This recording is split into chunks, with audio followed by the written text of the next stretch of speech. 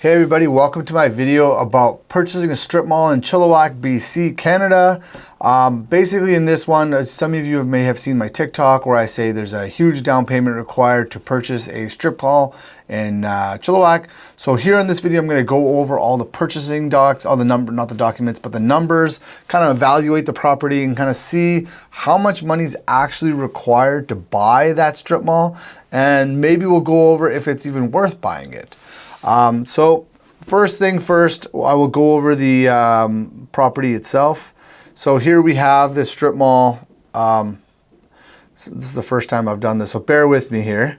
So this is the strip mall on Young Road in Chilliwack. It's on Chesterfield here, and I think this is, I can't remember this road, but what's all good. It takes up this entire block. There isn't a ton of parking. There is some spots here off of the lane all the way back. Do some more information. It's 0.74 of an acre. So this parking is involved in there. This house is selling separately, although they're trying to market it together. I don't know how that would really benefit the purchaser of this property, as it's got a separate OCP. It's separated, divided by a lane. So you would have to kind of have, if you built over this, they're still going to require, most likely still going to require you to have access to this area. So you'd have to have like a drive-through area or like an easement that the city would be allowed to still use that. Most likely they did for parking, but it's not really zoned or OCP for parking. So it's an option for somebody who's going to build it out.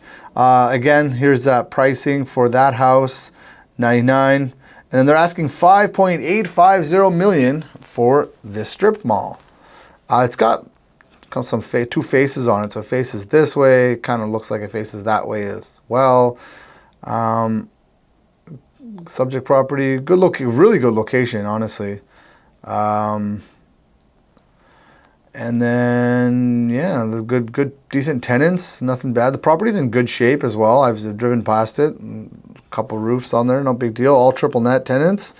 So let's get into the nitty gritty of this thing. So we'll go over the numbers, what the bank can actually lend you, what the closing costs are going to be. You got to remember, disclaimer before I start doing this, this is really based on you being a first-time commercial purchaser with a bunch of money. For instance, we'll just say you inherited 10 million bucks and you're looking to spend it. A lot of things will be added and subtracted based on your variables. So I don't really want to get into too many variables. Somebody who's going to have the amount of money, like 3-4 million bucks to close, you might be a lawyer, a doctor, and you might have separate corporations that are going to really impact the financing. So instead of going very complicated and getting too difficult to understand, because I'm not a mortgage broker, I'm a realtor. I'm also a investor myself. So my point of view on this is I'm going to give you the basic bones purchase strategy, kind of looking at the property. They call it underwriting, some of them. And then I'm going to give you my point of view of how I would look at it if I was going to buy it for my own portfolio.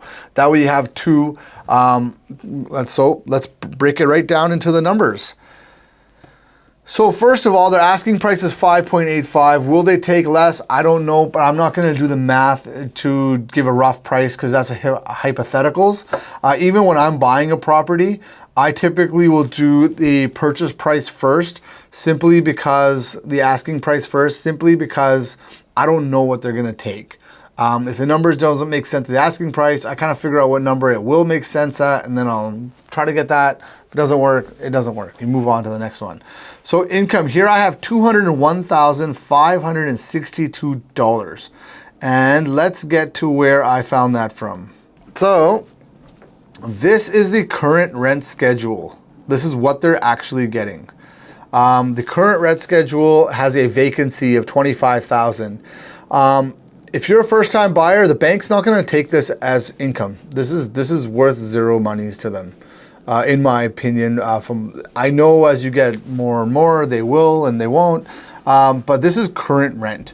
They're making $226,000. They're saying that they're making $5,000 in management costs. Your bank, you yourself are going to look at that and say that's what's probably going to cost me to be management. When you're doing the landscaping or snow removal, you're making calls, you're getting quotes, that's cost in your time. And if you're somebody who's going to be buying something like this, you don't have time to be sitting on the phone doing all of this yourself. So you might have an assistant. At the end of the day, this is not income. This is just actual cost. And that's pretty close to what it could be. So what I did was I took this 226,822. Nothing here is grossly under, right? This is probably a little cheap, but other than that, I don't know if that's second floor or not, but we'll just run their exact numbers. So 226,822, and then what we're gonna do from there is minus the vacant unit. So we're gonna minus the vacant unit because the bank's not gonna look at that. So that's where I got the income from 201,000. So then you see this number right here is 0.25. This is your total debt coverage ratio. So all commercial loans, how they work is it only basically on the very basic end of this, they look at what the property can cover and pay off on its own. So your total debt coverage ratio is going to be 1.25. So they need the income of the property to be 1.25 more than the loan that they're giving you. So if you're making $10,000 a month from your property, they're only going to lend you $7,500 because $7,500 times 0.25 is $10,000. So in this one, we end up with 0.25, so 0.75. Here you can see that I took this number and times it by 0.75. I end up with $151,000.71. There's no, on this property, there's no additional cost. We didn't factor in capital allowances, savings for roofs or anything. And the reason I didn't do that is because it's all triple net, and we're gonna just make an assumption that the triple net is very well done and everything's included until you actually look over the documents and you realize, well, the landlord's actually been paying water. Oh, the landlord's actually been paying utility this or snow removal or something. Everyone's different. Usually in an exact triple net, there should be no additional costs. The only thing you're really responsible for is structure and roof, which you should be saving up towards anyway. But depending on the lender, I don't really think they factor that in. Some will, some won't. Payment, so you get left with $12,597. Oops. That's what you're able to use towards your mortgage. And then basically, and this is where you say, hey, how did you come up with 1,875 from 12,000? So this is where I took my Scotiabank mortgage calculator, and I'm not trying to plug them. I don't care about them at all, actually. I just found theirs to be the easiest that you can use. And you basically, what you do is, you don't go 30 years, you go 25 years. Most banks are going to require you to have a 20-year amortization on commercial. I write 25 because I find that is an exception that I'm able to get 9 out of 10 times, unless the property is rough or there's some other issues with it, or if it's in a sector that they don't really want to take that much risk in. Interest rates, I think realistically right now you're going to be around 6.5%. There isn't any stress tests on commercial, so you're not really going to be paying additional or have to worry about qualifying at a higher rate. So what you do is you punch in numbers till this number, your 12,000, is close to your payment costs. 12,597, 12,559, so 1,875. I just use whole numbers, and that's what with the current situation at 6.5 you can get. Now, if you can get a better rate, 5%, now you're going to be able to borrow a lot more, right? 21000. You know what I mean? Now you're at borrowing 2.3. So interest rate does highly affect commercial properties simply because that impacts your TDSR and your borrowing power. So as you know, commercial was hit by the interest rate effect because nothing was table numbering up anymore. Down payment requirements became too high and people weren't buying anymore. So we go back to the 12,000, which was a number I'm going to use because I think it's the most simplest. So what loan amount can you get? 1.875. You gotta remember they're asking 5.850. So your down payment now is just a hair under $4 million. Okay, that's a lot of money for that property. And then that's not it though. It's not a residential house or your down payment, your PTT, and your lawyer was very negligible. This is a big deal. So financing costs, $18,500. What is that? Most banks, all banks, I would say commercially, are going to take a fee of sorts. I used 1% on this, 0.01. The reason I use 0.1% is because I think that's the most common. I have seen it at 0.5. I've also seen this at 1.5 to 2%, and that I'm legitimately talking from a regular bank, like BMO, TD, whatever you go to. I've seen it out there, and it all just depends. I've also seen this TDSR being higher. I know in the northern community, in small towns, they want 1.35, 1.4. Just, this is the ways, the TDSR is how they affect their risk. So if it's high risk, they're gonna want a higher TDCR, and they're gonna want a higher interest rate. So they're able to really mess with you in multiple different ways. So something to look out for if you're in the smaller towns. Your appraisal is gonna cost you about $5,000. Your environmental, let's say it passes the phase 1, no problem, $5,000, reasonable. Legal fees, $2,500 per mortgage. So now if you structure this in a way where you're refinancing 3 buildings to buy this one, this financing legal fees is going to be like 3 or 4 times that, maybe even more. If there's a corporations, inter alias and things like that involved, could get much more expensive. Property transfer tax. Commercial has a fairly high rate of commercial property transfer tax, $153,500 for property transfer tax. So the final amount to purchase this property is $4.159 million. That's how much cash you will need to purchase this property if you're a first-time purchaser with no other properties to leverage, and you get 0.25, 25-year AM, and you pay full price for it. So is that a lot? That sounds like a lot. It is a lot. How I would look at it, let's say I was gonna buy it, what I would do in this situation is I would refinance one of my other buildings. Don't get me wrong, I'm not gonna say I have this kind of cash, I don't. But let's say you're somebody that's in the $5-6 million space, you might have 2, 3, 4 other buildings like this, and you take the financing from the other 2 and you put it here. And depending on your level of success with the bank and how high up or how your money situation is, they might not require you to put any cash in personally. So they might be able to lend you off of 1 or 2 other buildings or whatever, and they put that loan on here, and that's kind of it. So you kind of don't use any money. Being truthful, I can do that on a low scale, like under $1 million, I can do that. At this scale, there's no way. I think my bank would require me to at least put in 25, 30% of actual cash that isn't coming from borrowed funds, depending on the risk. Now, my portfolio is not as big, so if I were to look at this, it would be high risk for me.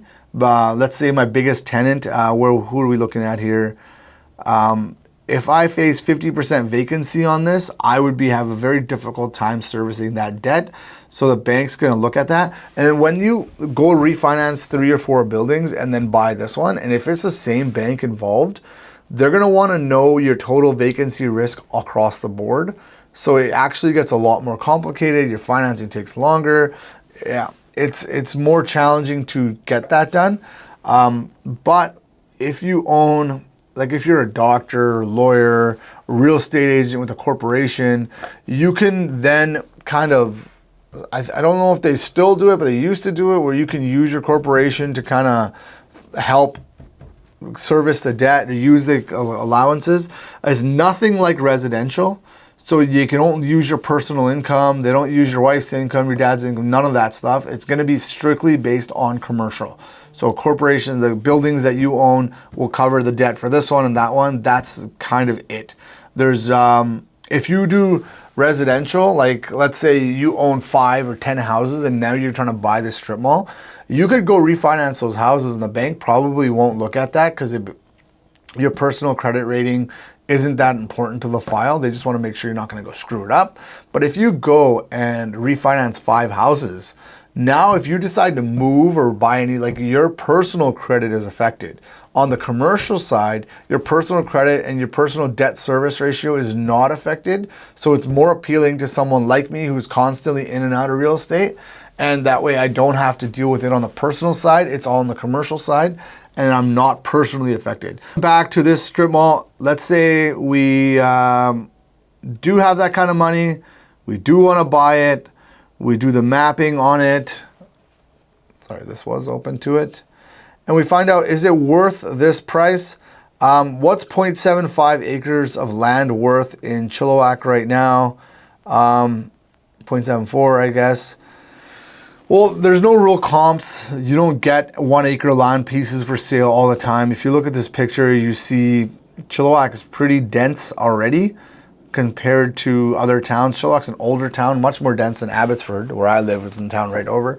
0.75, realistically, if you had this vacant block ready to build, permits in place, I think if it was a full acre, it'd probably be somewhere between 5 and 6 million. So now you got 0.75 of that, you're probably around 4-ish for land value. And then you got the building on top of that. Is it worth this price? It is. In my opinion, at 5.5, it's 5.85. It's not a bad purchase. It's going to take somebody with money to do it. When you look at the marketing, they have demolition clauses in their leases. But then you go to the pro forma, which is what I call the BS sheet. They're going to tell you they're going to get 20%, $20 per square foot from everybody. Well, I don't know who's going to give you $20 a square foot for 5,000, 4,000 square foot with a demolition clause. Now, I know you have J&B appliances.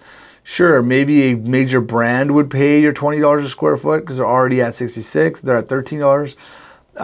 You're going to lose money for a fair bit on this. You're going to have a vacancy expense. You're going to have to spend money on the lease ups once you get rid of some of these people.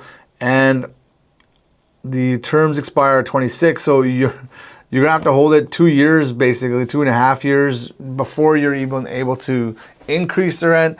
That's going to have additional costs. At 5.85, it's a good property. The numbers to me don't make a ton of sense. Would I buy it to redevelop? I think that would be a prime opportunity. You could easily put a 6-story kind of mixed-use building here. I'm not a developer, of course, but for a development's point of view, it would make sense because you can get in that 2 years you're holding it, you're going to get the zoning, you're going to get all your plans, building, quotes, everything in place. It's going to take that long anyway.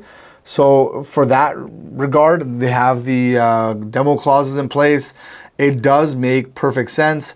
I'm not going to get into evaluating how many units you're going to get, square footage into that. I think that's another video, to be honest. It's kind of long, winded. That's kind of gets a little bit longer than I'd like. My goal right here was to explain the down payment, the cost of buying something like this, and then to see, kind of give people a glimpse of the commercial world. If you're already in the commercial world, hey, this might be a great property for you to buy. I don't know how long it will be available. See, things like this seem to be going fast. This is one of the only strip malls available. I specifically chose a strip mall because I find when people think about commercial real estate, they think either apartment buildings or strip malls. And strip malls don't have any kind of cheaper financing method. With apartment buildings, we have CMHC. So you can finance them cheaper, keeps the money in there. With strip malls, we don't have that. So the low cap rates, they're difficult, but there's a lot of people, what I find in the industry, that have a lot of money that they're looking to keep it safe. If you're going to buy this on an investor standpoint, like you're going to buy it, rent it, and hold it, you're basically playing an appreciation game. You're losing money every year, or you're putting a ton of down payment down. 4.1 million you're going to put down, let's say. You're probably better off in a GIC, but if you factor in appreciation, now appreciation you don't know till you know, right? So if you bought in 2021, now you go to this year, you're probably lower than what you were then. But if you had bought in 2017, you're triple what you were then, right? So long-term appreciation is probably the play here, or redevelopment. As far as an investor buying and getting good cash flow, not really possible. But yeah, if you have any comments, post them below. If you have any questions or comments, post them below and I'll be happy to answer them for you. Feel free to DM me, follow my social media if you already aren't. Most likely you are, because I don't think I'm going to get a ton of random views on this. I hope you guys enjoyed the information here, and follow my channel. I will be posting more real estate, commercial, residential stuff, all sorts of stuff. I'm more investment focused, so I'm going to be posting a lot more stuff about how to make money in real estate and things that are related to that. But thank you for watching my video.